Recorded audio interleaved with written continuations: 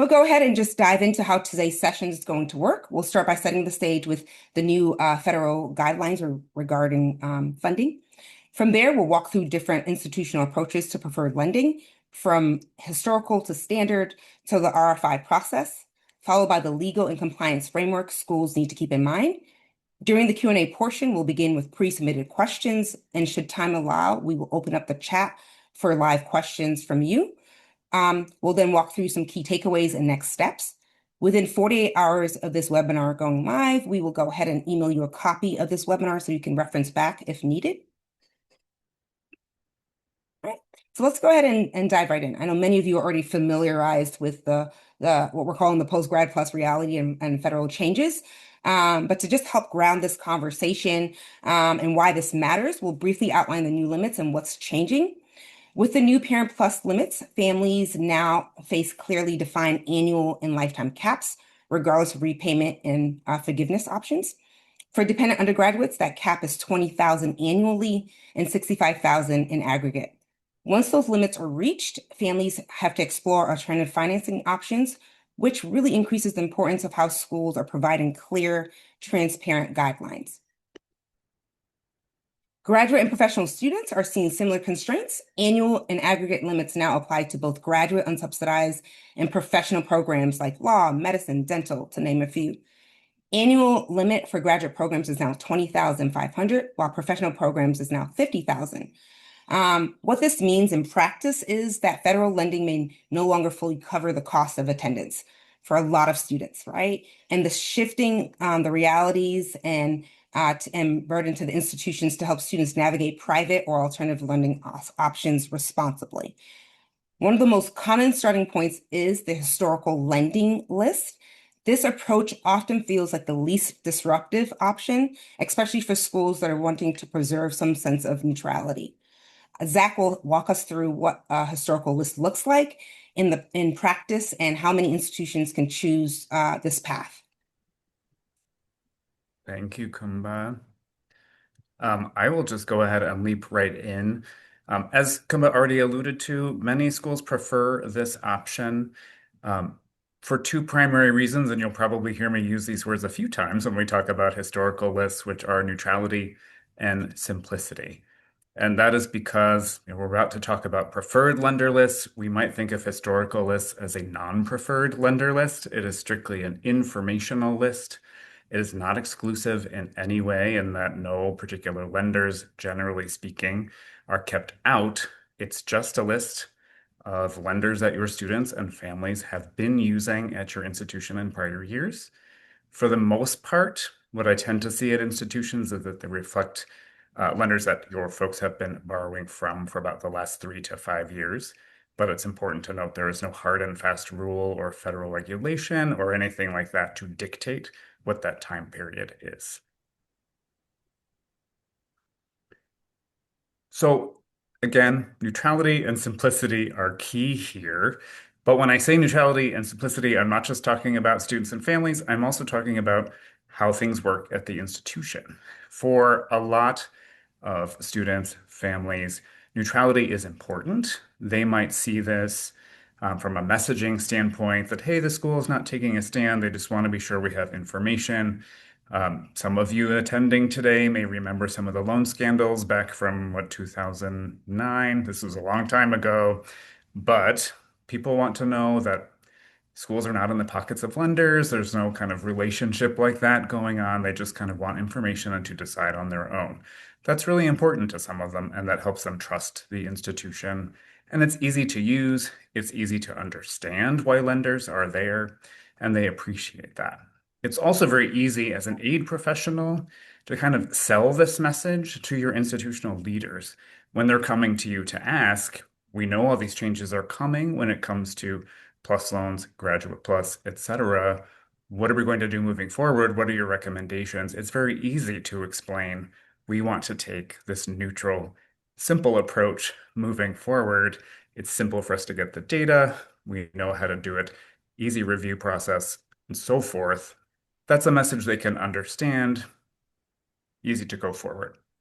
There are very few rules associated with historical lists. So from a compliance perspective, it is simpler to manage and maintain. And that can be something that's very enticing, especially for an institution who might have few staff or other resources at their disposal.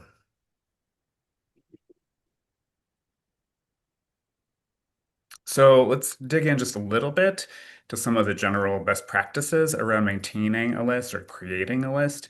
You'll see some text in orange here on the right-hand side. These are things that Marquette does, just so you can get a sense of what we do personally, but not necessarily recommendations for you. Another message you might hear from all of us today a few times is it's important for all of these kinds of lists that you think about what is right for your institution and your students. It's going to be a little different for every school. I had mentioned before that we tend to see most commonly for historical lists that schools will look back in the last 3 to 5 years, but there is no particular rule. Schools will often also use a de minimis volume or borrower count, in that they won't list a lender on their list unless they have a certain number of borrowers or a certain amount of loan volume over this period of time. So at Marquette, we include lenders where there have been at least 5 borrowers over the last 5 years per type of loan. And when I say that, I mean that, for instance, take graduate loan products. If we have 5 borrowers in the last 5 years taking out loans that are designated for graduate students, we will include them on our graduate area historical list. Sometimes schools might choose to make exceptions to these kinds of things. I here included bar exam prep loans.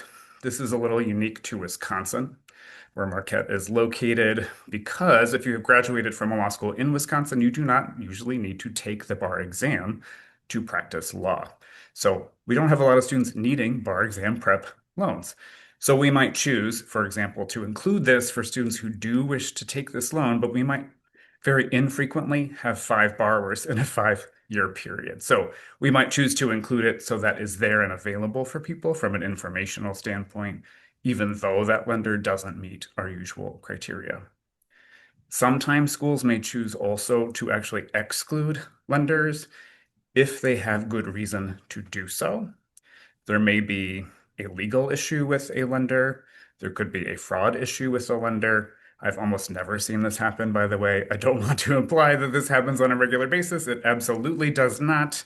In fact, the only occasion I'm aware of was a case where a school had an issue with a lender who had repeated data breaches, and so they stopped including them on their list.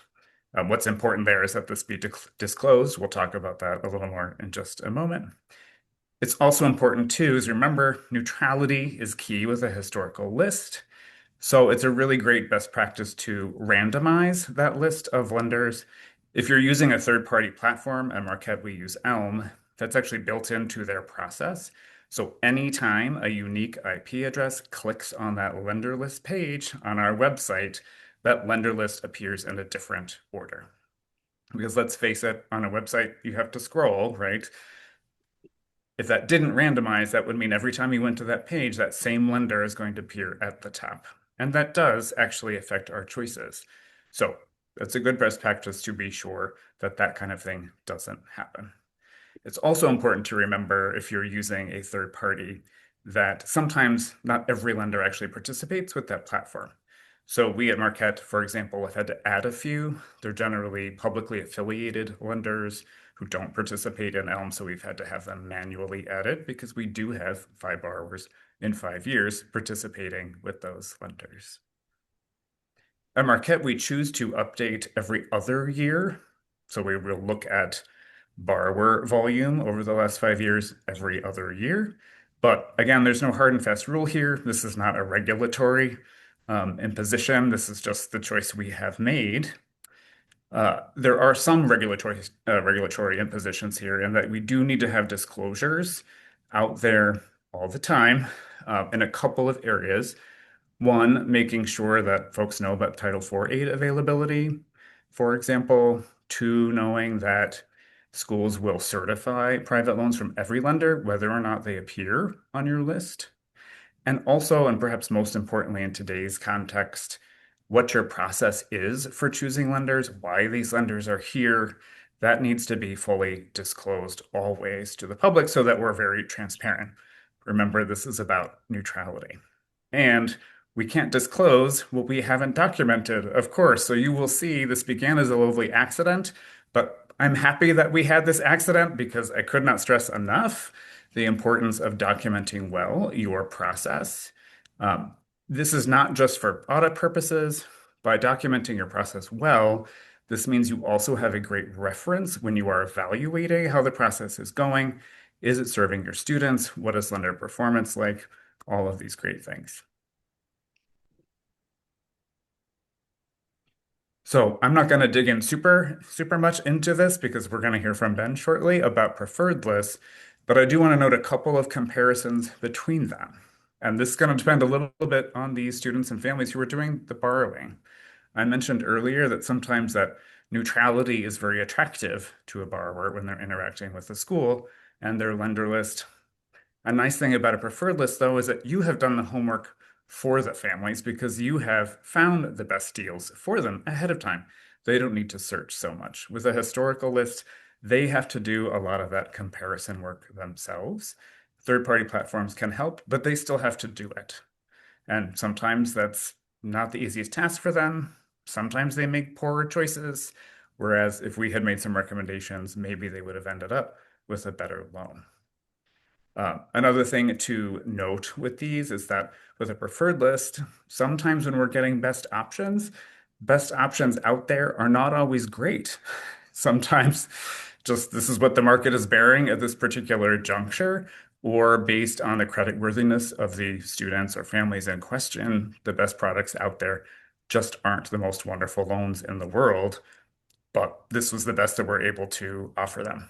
Sometimes this can also lead to legal risks, and I have worked with schools where the school was sued before because the recommendation was treated as this being the school's fault that the student had trouble repaying that loan.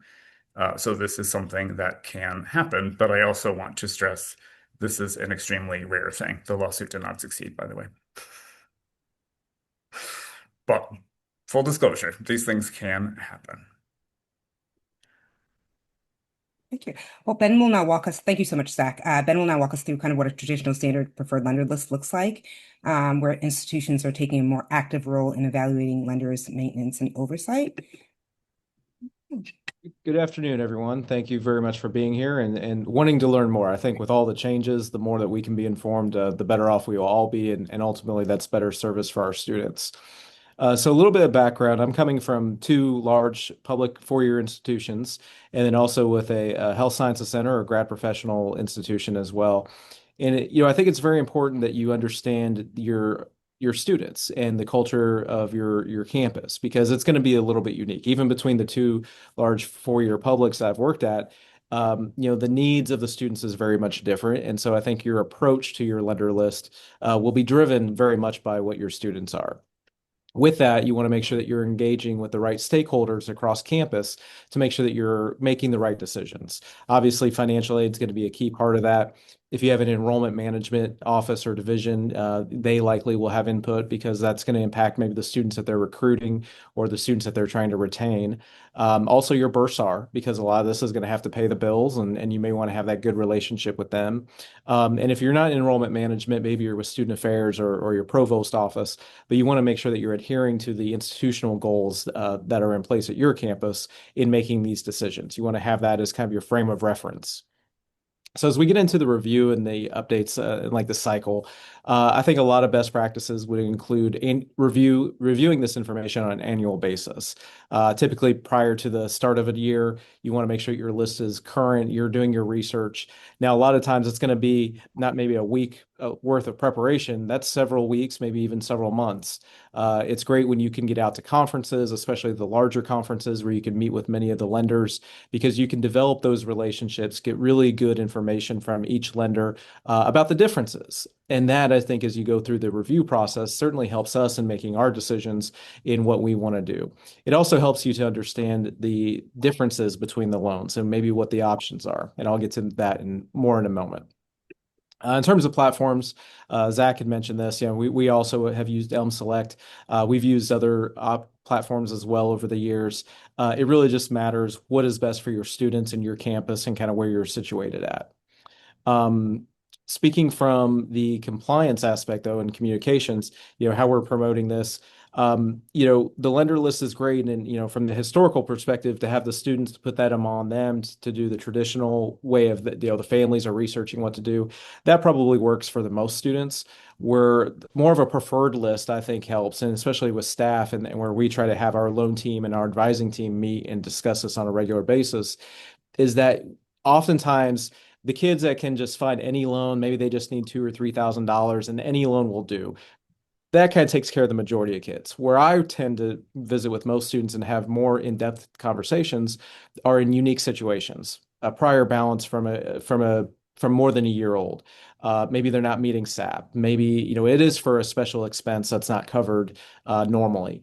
Different things like that, where you have significant, knowledge base of the individual loans and the lenders and what they offer, that helps you to narrow down. And as much as I always like to try and give students a choice, so I'm not making a single recommendation, but I have been in a situation where there's only one lender, one particular loan that, for a student not meeting SAP, for a prior balance, for a credential program or something really unique and special, there may be only one. And so I think having that knowledge and having your list kind of at the forefront where you've reviewed it on a regular basis, that keeps that information fresh in your mind. So when those unique situations come up, you can go in and speak to it.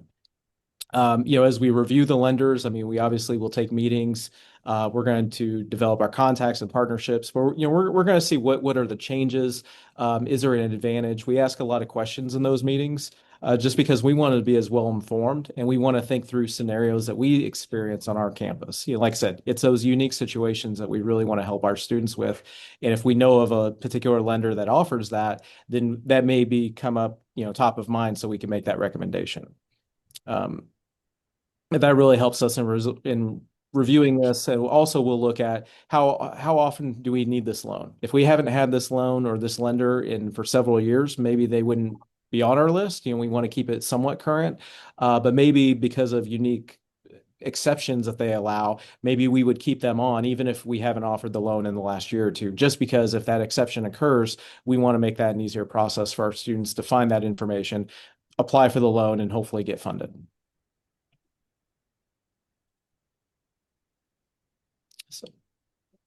So one common question institutions often ask is, how do they evaluate lenders fairly? And one of that is through the RFI process. So Erin's now going to walk us through that process from a lender's perspective. Well, good afternoon or good morning, wherever you are located across the country. So I'm going to take the conversation to the other side from the lender perspective, from not maintaining a lender list, but getting an RFI from the school. So the process is pretty straightforward. When we receive the RFI, we get a bunch of questions, we get the request, and then we do kind of like a homework assignment. We do the information gathering, we work with our legal teams, we work with data information, and we put all of this stuff into a nice, pretty package in a bow to send it back out to the schools. So it's kind of like a homework assignment, and there's lots of different components, and we'll kind of get into that here in just a little bit. But they do come in all shapes and sizes and requirements, I guess, is a good way to put it. So one of the things that I notice a lot about the RFIs is they have a lot of the similar questions. There's the questions that ask about repayment options. There's the interest rate, variable versus fixed, those types of things. We always have the questions regarding I'm going to show you. This might make it a little bit easier. So we have the types that we get are the standard RFI questions, which is, hey, lender, we just want your standard RFI, which is one that we've already pre-created. I'm going to have you go back real quick, Kumba. Already pre-created, she kind of gave you a sneak peek.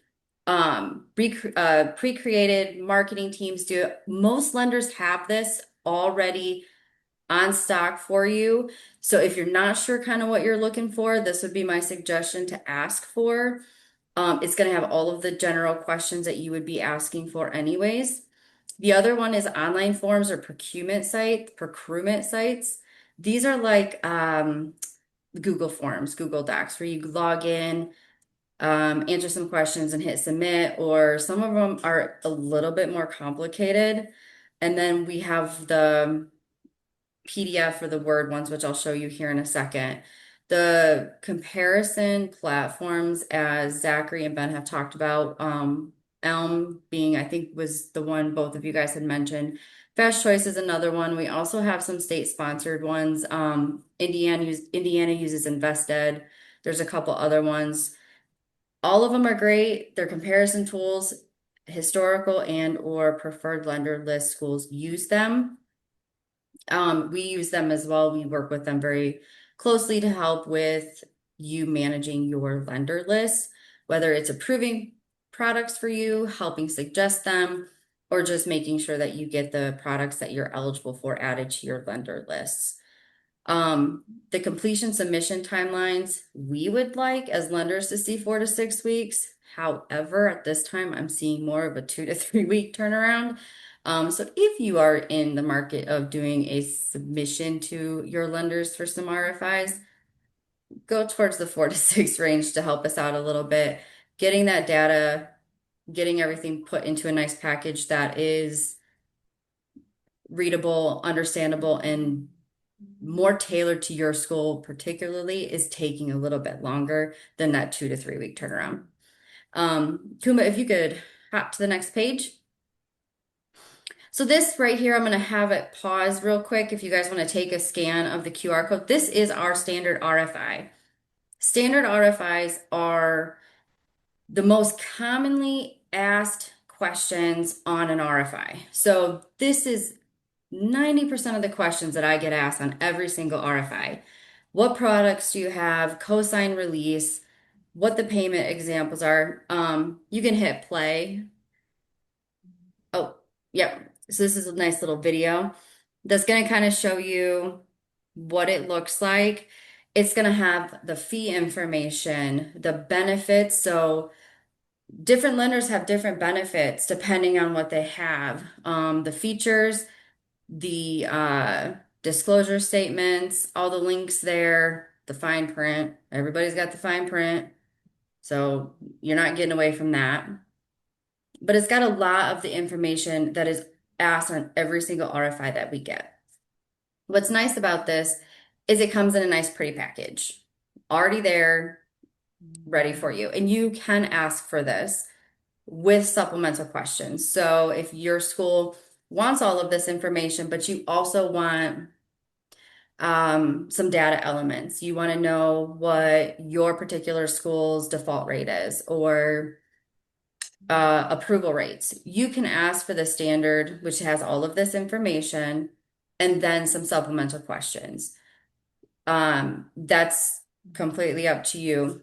My suggestion being on the lender side of things, if you are new to the RFI process and you're not 100% sure of what you should be asking or what you want to ask, I would go with a standard RFI from your lenders and then maybe some supplemental questions on the things that are important to you and your student population. Grace periods should be on most of these. The benefits are a big thing. A lot of different lenders are going to have different benefits, and those are kind of what sets certain lenders apart from others. So just kind of an idea. What's not on this particular example of a standard RFI is there's FAQs at the bottom of them. So something to kind of look at and think about when you're doing your RFI process. I answer all of these questions in an RFI in a different format. So here's an example of that exact thing. So if I get an RFI request via Word or a PDF document, these are kind of an example. I've taken a very small portion. I think this one was actually 8 sections, and I think it totaled to be like 80 some questions. But these are some of the things they're asking here. What's your loan programs and the requirements? Interest rate, whether you have aggregate limits, grace period, and then also like the deferment and the forbearance options. This response would come back in a nice, pretty little package with our marketing on the top, just our logo, and responded back. Depending on the school who's requesting it, sometimes there are other requirements, attachments, formatting requirements, depending on the school. It can be more complicated depending on the school's requirements. A lot of times we do get asked for data. I do suggest if you are asking for a lot of data from the lender about your school in particular, allow a little bit more time for that to be gathered. Okay. This is another quick example. This is an Excel sheet request. Just another way to submit your questions. This is a little bit more format heavy, depending on how you set up your cells. It can look really messy, but it can help organize it once you get them back. It's again school preference. Does take some formatting and Excel knowledge to be able to not mess this up. Just another way to submit a request. Go ahead, Kumba. Let's see. So the last one, let's see. So there's different complexities. Just to kind of recap, the information that is commonly asked for, we kind of went over those things are on the standard RFI. Those are the things that matter the most to your student population. What is most important to you in your group, right? It's not a one size fits all. Is interest rates the most important thing to you? Is it the repayment options? Is it grace period? Is it the customer service that the school is going to provide to you?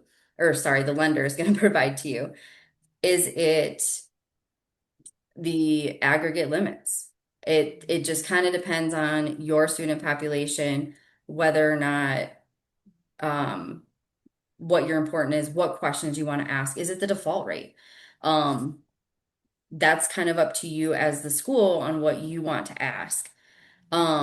It's all institutional specific. The one thing that has popped up, I've gotten more RFIs in the last 5 months than I have probably in the last year. And most of them are asking about risk share. Whew, that's a tongue twister. That is a new thing that has popped up. It's not new, but it is a much more asked question on an RFI. If that is something you are wanting to ask, again, allow a little bit more time for lenders to respond to this. It may not be a one size fits all request or a response. It may be something that lenders have to look into a little bit more based on your institution. But that is another question that is being asked quite a bit. So, some advice from me from the lender side perspective, consider asking for a standard RFI. A lot of lenders, most lenders have these with all of the information that is asked on 90% of the questions. You can always ask supplemental questions in addition to those standard RFIs. Limit the questions to what is most important to yourself if you're not going to do the standard RFI. It's less time for us to give you information that you're not going to read anyways. We are all busy. We know you guys are busy. I was in financial aid for a long time. I was in a financial aid office, so I understand. You guys don't have time to read a bunch of stuff you don't have any care about when you're most focused on certain aspects of it. So ask the questions that mean the most to you. And then also the turnaround time, again, be cognizant of the questions and the data you're asking for of the lenders to allow more time if you're asking for data and risk share. Never going to get that out. Risk share. So those are kind of my tidbits of information. But I would also ask that one of the biggest things that we get is we'll submit the RFI back to the school, but then we never hear if we win the RFI or not. And that's really sad for me We put all this time into it. We send it back and we never get told if we win the RFI or we've been included on the list or not. So please let your lenders know the outcome of the RFI. We know you're busy. We understand, but let us know whether we are included or not included. And if we are not included or lenders are not included for whatever reason, let them know why. Lenders are always trying to evolve and make their products what the students and the families and the schools want. And if we don't know what they want, we can't change anything and move forward and evolve and do anything different. So please let the lenders know if you do not include them, the reason you are not including them. Let's see if I miss anything on my notes. I do not think so. Got it. You got it all in there, Erin. I did. Did you read my notes? No, you did great. So no matter what approach the institution chooses, historical or preferred or the RFIs, compliance is across the board. So without further ado, Kelly will now ground us in the federal requirements that govern these decisions.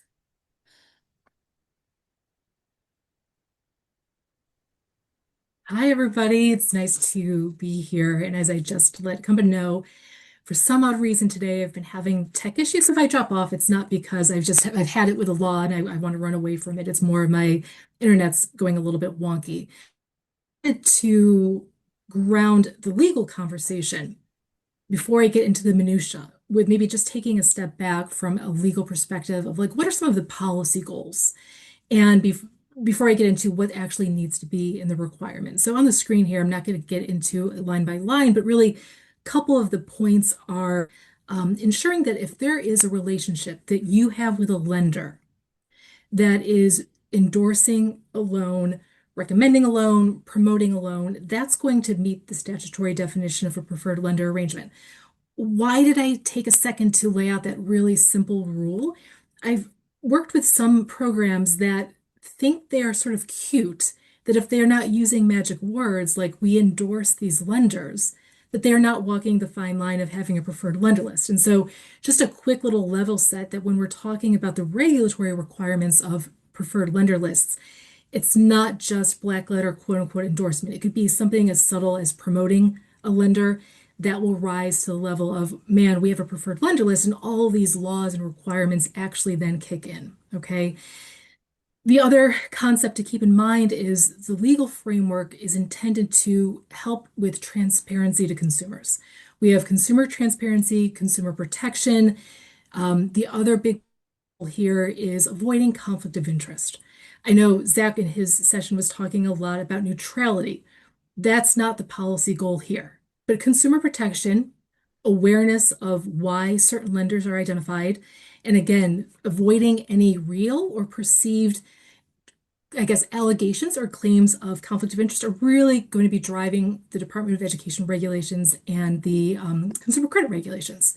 So let's go to the next slide and get into some of the details here of actually what is required in a preferred lender list itself. And it's for, oh, there we go. Perfect. Thank you so much. We're going to talk about a lot of things in the United States. We have federal laws, we have state laws. We're not going to be talking about state law requirements. They exist, but we just don't have time to do that today. So Department of Education has a pretty robust series of regulations. The most impactful and important for purposes of developing your preferred lender list, really disclosure driven. It is the idea that an institution has obligations to make pieces of information abundantly clear to the consumer. And I know when we get to our question and answers, we'll talk about some strategies. This is a body of law and a process that is, to me, very checkbox approach. We develop a checklist of things that need to be there.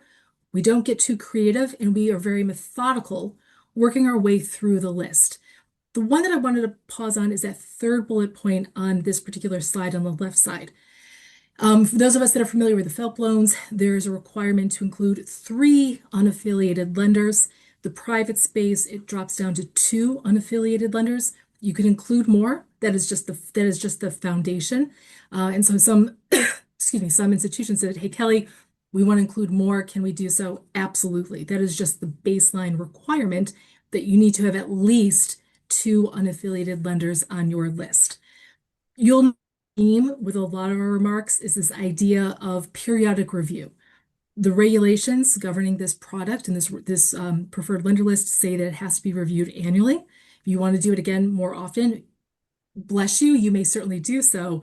But from a legal perspective, it needs to be dusted off each year and evaluated to ensure that the original conclusions still make sense and are the right conclusions for who you plan to endorse or recommend. Okay. The other element of what needs to be on the list is the methodology. And so that's probably one of the reasons of what drives the RFIs, right? We are trying to find out information about what we're going to evaluate. What are the terms? What are the features? The methodology and how we select a lender needs to be included in the publicly facing preferred lender list. So it's not just here are the lenders. You have to walk through the public, the borrowers, how you actually reach your conclusion. Next slide, please.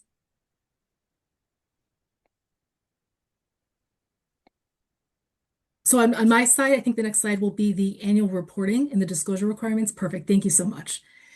So once you have your preferred lender list that you've built and the consumer, the borrower facing elements, it is not just a stagnant document borrowers. There's a corresponding requirement to share this information with the Department of Education.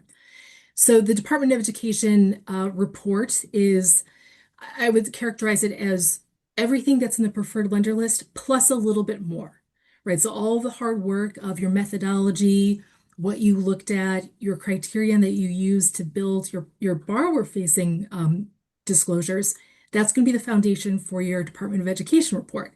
You also need to go a little bit more and provide detail on a loan level kind of a basis. Why did you identify these particular lenders for this particular loan product? When we talk about loan product, we're talking about things that are distinguished between maybe undergrad, grad. You have a different loan product for med school versus law students.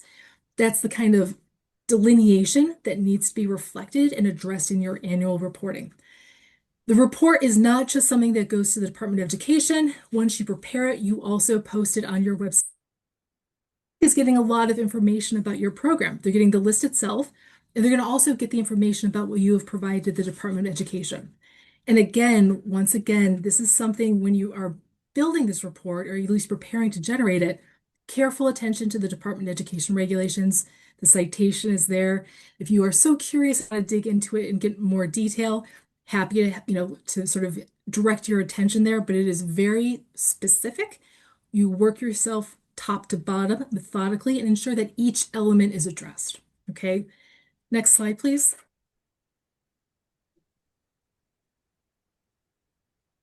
So I think the next slide will be code of conduct. Okay, so perfect. Thank you so much. We have a list. We've put it together. We're really, really proud of it. One of the policy points that I mentioned at the beginning is this concern of avoiding any conflicts of interest. We'll get to that also with marketing. But if you are going to build a preferred lender list, you also need to have a code of conduct. An example of one. The code of conduct needs to be drafted, right? It is not just something that you have in your heart. It is not something that you just talk about at the water cooler. It is a formal document that you publish and you make available to your employees in the financial aid department, all of the employees that work on your financing programs more holistically, okay? This is an area that I know I said this presentation is federal law. New York has a very specific set of elements that regulate the code of conduct. So I'd also pay attention to New York when you are building your code of conduct. The goal here, again, a repeated point, is to avoid conflicts of interest, right? And so we've shown on the screen a couple of illustrative things that are just no-nos you cannot do, and they need to be also memorialized in your code of conduct. Gifts are prohibited. You can't have revenue sharing. You can't have employees that are doing some type of marketing for the lender, right? Those are also consulting agreements. So there's specific things that are prohibited that need to find their way into the code of conduct itself. And again, just like the Department of Education rule or the report, just like the lender list itself, this is a living, breathing document. It needs to be dusted off once a year at least. review it, ensure it is still correct, and also annually ensure that your employees are familiar with the requirements. Okay, next slide, please.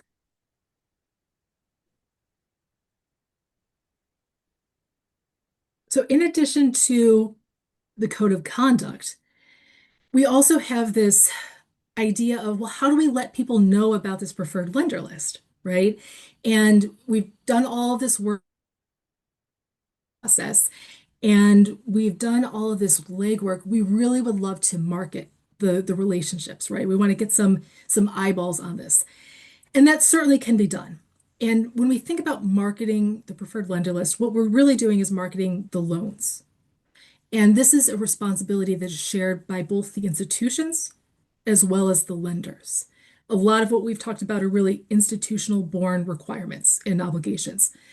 When it comes to marketing, it is a joint responsibility with joint liability in a lot of respects. So this is a true partnership piece of the relationship, meaning you need to ensure that you are aligned with the lenders on how things, the loans, the terms, the products are going to be marketed to the public.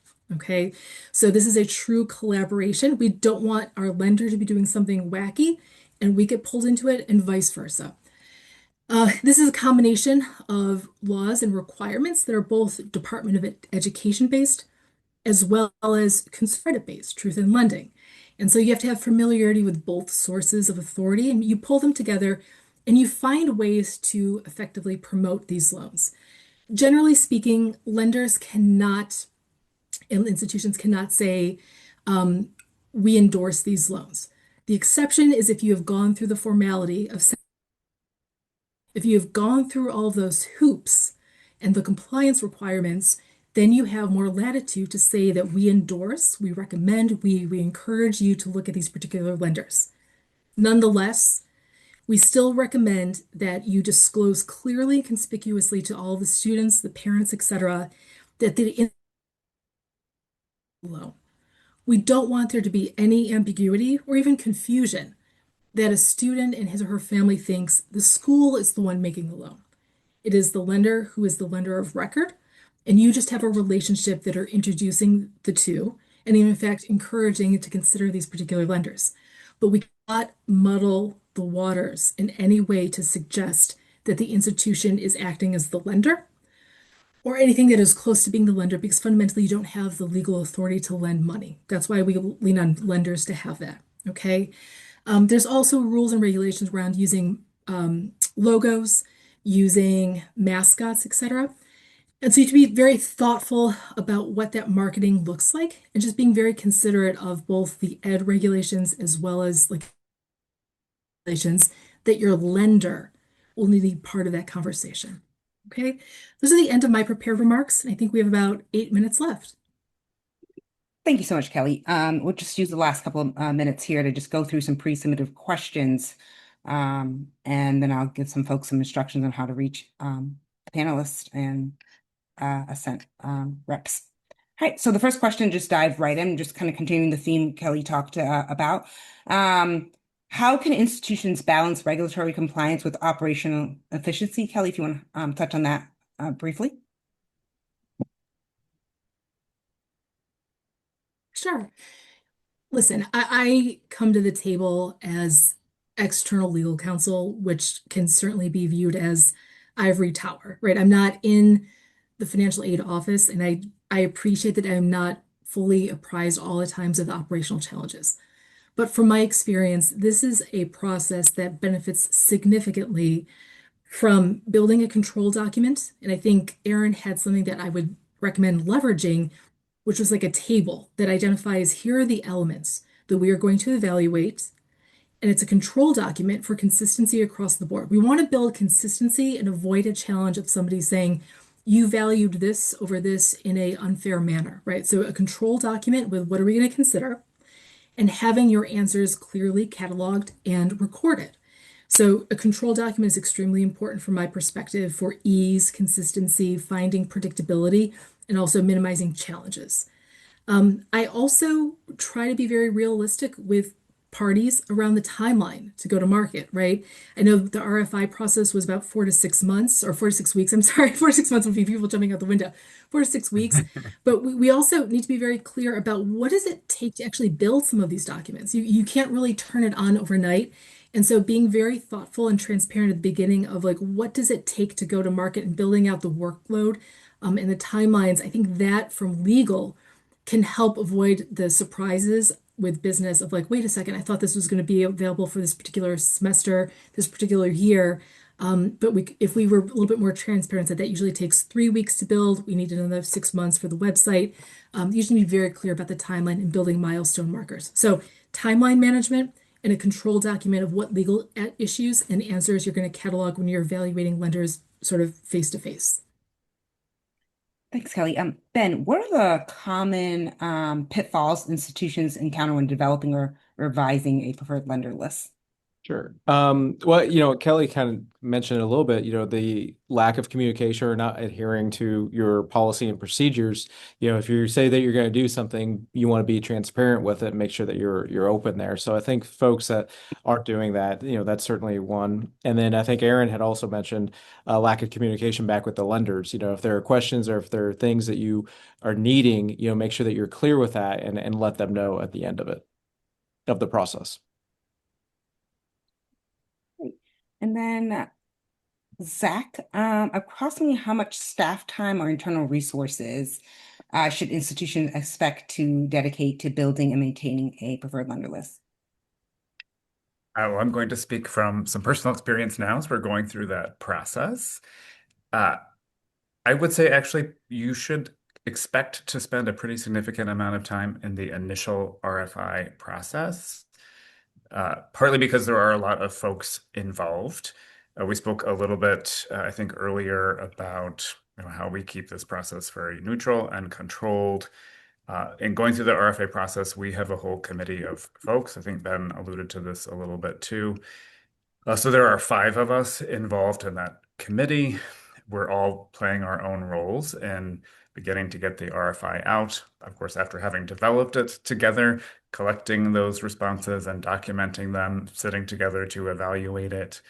And to Kelly's point earlier, we're trying to begin from a controlled place in that we have set specific criteria we hope will be met in order to save us time later and also to make it easier to kind of meet those regulatory goals later. But I'd say on average, we're probably spending 10 to 15 hours a week as a collective, which is obviously not a full-time role, but I think it could easily be the equivalent of a full-time role if an office didn't have the resources we did to have a few of us working on it. Could absolutely be that. But I don't think one would need that kind of resource on an annual basis. But the setup process is a lot. Thank you. And lastly, Erin, what is the single most important attribute you think institutions should prioritize when evaluating lenders for inclusion on a preferred lender list? Oof. That's a good question, and it's really going to depend on the institution themselves. It's not a one size fits all solution. So it's going to depend on what your institution values or what your student body needs the most, whether is grace periods important, like I said earlier, or is a repayment option, the variety of repayment options or deferment options. If you're a medical school, is the residency deferment, those may be what's important to you. So that's what you're going to focus on selection for. It just it's going to depend on what your student body needs and what's important to you. So attributes are very institution specific. It's not one size fits all at all in any way, shape, or form. And anyone can answer this last question. Does NASFA have a how-to guide on how to start the RFI process? I'm not aware of one, but that's not a bad idea as kind of and would ideally, could even be a great session at a regional or a national conference. I would submit that to whoever asked, because getting started if you haven't done it, and I think it kind of speaks to Zach's the more that you can include new staff, that may give them an opportunity to take advantage and be a part of this, and then they get exposed to that, and that just helps to grow your team and offer professional development. But I like that idea. A great point, Ben. We had some sessions at the Midwest Conference this past October, which was incredibly helpful just in getting some of those conversations started while schools were just beginning to really process what this was going to look like in the coming year. I would suggest if you're not sure what questions to ask for the standard RFIs. You can always come back to the lenders after getting the standard RFIs with supplemental questions. So I've got your standard RFI, I've got follow-up.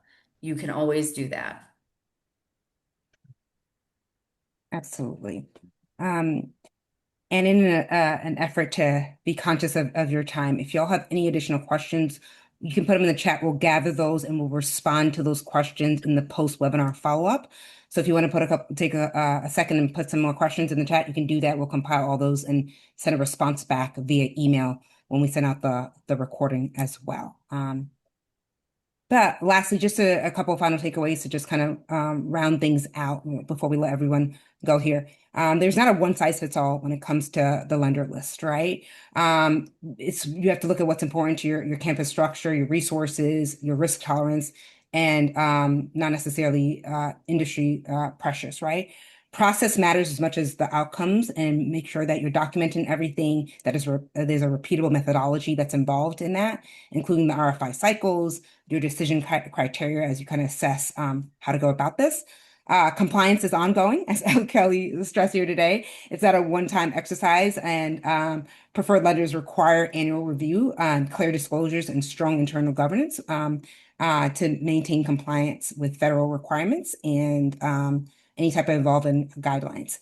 And lastly, transparency builds trust with students and regulators. So clear communications around borrower's choice, lender selections, and are available, and any available federal options is really important to this process.